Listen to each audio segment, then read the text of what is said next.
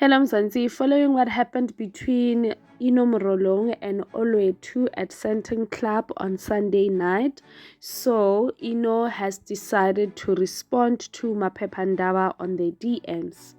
She said that, "Hi Admomo, I have never stabbed anyone with a champagne bottle. There was no champagne on my table.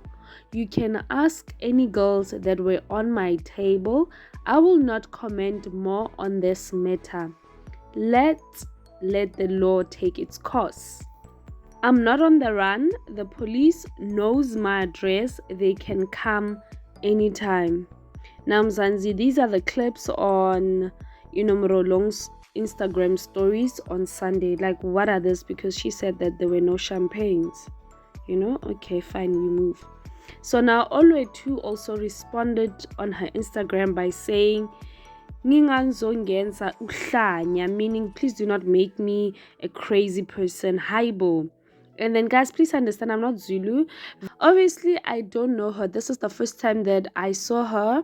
I'm not her friend. I wasn't part of the crew that she was with. So guys, I don't know Zulu. I don't know what Musa Kaula has to do with all of this.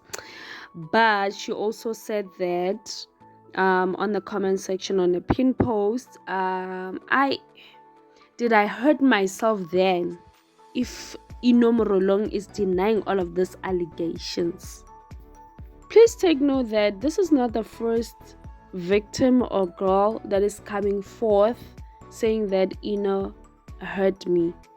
Couple of years ago, there was an incident also. I don't know what happened to the case or the story. I never followed it up. But she's tiring, honestly.